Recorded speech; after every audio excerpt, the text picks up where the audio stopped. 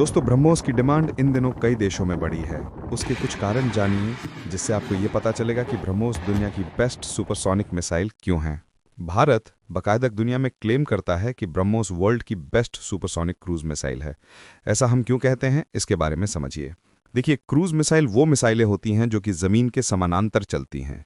Hypersonic missile वो होती हैं जो कि ज़मीन से ऊपर उठती हैं और फिर घूमकर नीचे आती हैं। अगर कोई भी मिसाइल ज़मीन से ऊपर उठकर जाएगी तो ज़मीन पर लगे हुए रडार में वो दिखाई दे जाएगी, क्योंकि रडार अपनी तरफ से रेडियो डिटेक्शन एंड रेंजिंग तकनीक के माध्यम से जो रेडियो वेव भेजता है, उस रेडियो वेव की जद में वो मिसाइल आ जाएगी और उसका जानकारी पता चल जाएगा। डिफेंस में खड़ी हुई कोई भी मिसाइल उस मिसाइल को काउंटर करने चली जाएगी। मान लो आपने S-400 खड़ा कर रखा है, वो उस मिसाइल को हवा में ही मार देगा। तो ये जो बैलिस्टिक मिसाइल्स होती हैं, ये तुलनात्मक रूप से ज़्यादा दूर तक तो जाती हैं, लेकिन सक्सेसफुल कंसिडर नहीं की जाती हैं। वहीं जो क्रूज मिसाइल होती हैं, ये रडार को चकमा देने में माहिर होती है। ये मिसाइल ज़मीन के पैरेलल निकलते निकलते रडार के बगल में से निकल जाती है, क्योंकि रडार अपनी वेव ऊपर की तरफ फेंकता है तो ये उसके बगल में से निकल कर चली जाती है और लोकेशन पर जाकर फट जाती है। और तो और ये जो क्रूज मिसाइल है, ये अपनी कैटेगरी की बेस्ट है, बेस्ट सुपरसोनिक। यानी अगर स्पीड को सुपरसोनिक, हाइपरसोनिक, सबसोनिक में बांटा जाए तो सुपरसोनिक कैटेगरी जो 3 मैक तक जाती है, उसमें ये बेस्ट मिसाइल है। अब आप पूछेंगे कैसे पता चलता है कि बेस्ट है? पता चलता है प्रैक्टिकल से। देखो, आपने और हमने जो प्रैक्टिकल किया था वो तो जग जाहिर है कि भारत ने गलती से मिसफायर करके पाकिस्तान के अंदर 150 किलोमीटर तक ब्रह्मोस दाग दी थी। उसके बाद फिलीपींस ने इसको खरीदा। हमने अपनी गलती मानी और अपने 2-4 अधिकारी सस्पेंड करके सॉरी बोल दिया, लेकिन ब्रह्मोस को पाकिस्तान पकड़ भी नहीं पाया और वो इतना अंदर तक जाकर फट गई।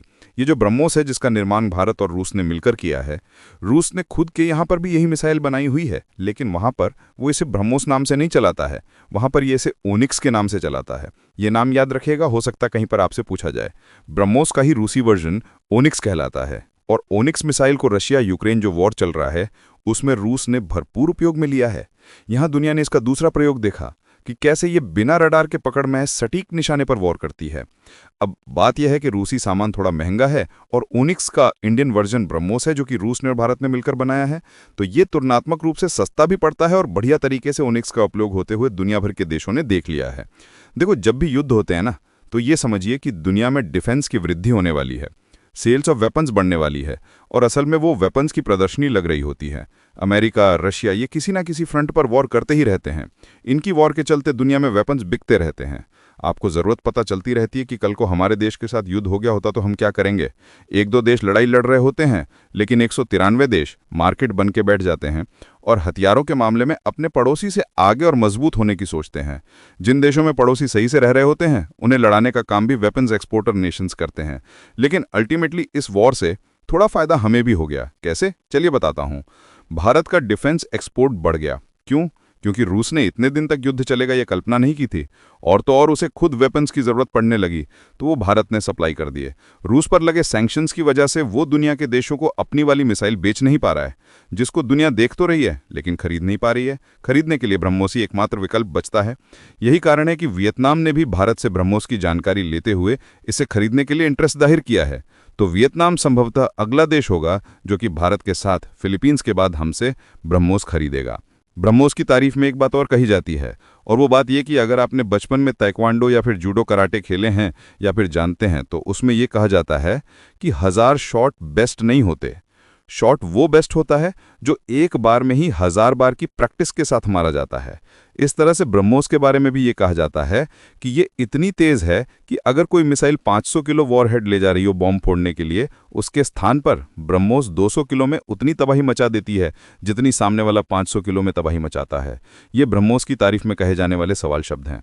साथ ही साथ ये फायर एंड फॉरगेट मॉडल पर चलती है कि एक बार चला दिया भूल जाओ, वो टारगेट पे ही जाके फटेगी। अगर टारगेट हिला तो उसको टारगेट करके खत्म कर देगी। साथ ही साथ ये किसी भी मॉडल से चलाई जा सकती है। पानी से चला लो, हवा से चला लो, जमीन से चला लो, जहां से चलानी है चला सकते हो। चौथा, इसके बारे में कहा जाता है कि जब से भारत ने रूस के साथ समझौते को बढ़ाते हुए MTCR एग्रीमेंट साइन किया है, यानी दुनिया के देशों के साथ वर्ष 2016 में मिसाइल टेक्नोलॉजी कंट्रोल रिजीम पर जब से हमने साइन करके 35वीं कंट्री बनने का निर्णय लिया, उसके बाद से हमें अपनी ब्रह्मोस की क्षमता बढ़ाने का अवसर मिल गया है। अब ब्रह्मोस आने वाले समय में जो अभी तक की रेंज चल रही थी 290 किलोमीटर की मार्क क्षमता, अब हम उसे कितनी भी दूर तक ले जा सकते हैं। भारत ब्रह्मोस 2 का लगभग दूसरा वर्जन मिशन 2020 में ट्राई भी कर चुका है, जिसकी 800-900 किलोमीटर से ऊपर की क्षमता है। 500 किलोग्राम से ऊपर का वॉरहेड ले जाने में सक्षम होगी और हाइपरसोनिक स्पीड पर जा सकेगी, यानी कि ब्रह्मोस 2 तो और भी भयानक आ रही है। लेकिन इस चीज़ में फिलहाल के लिए भारत की ब्रह्मोस इस समय दुनिया में जिन देशों को समझ में आ रही है, जो लोग इसके लिए ऑर्डर प्लेस करने वाले हैं, उसकी जानकारी मैंने आपको यहाँ तक दे दी है। दोस्तों, अगर आपको हमारे द्वारा दी गई जानकारी पसंद आई हो तो इस वीडियो को लाइक करके हमारे चैनल को सब्सक्राइब कर लीजिए। धन्यवाद।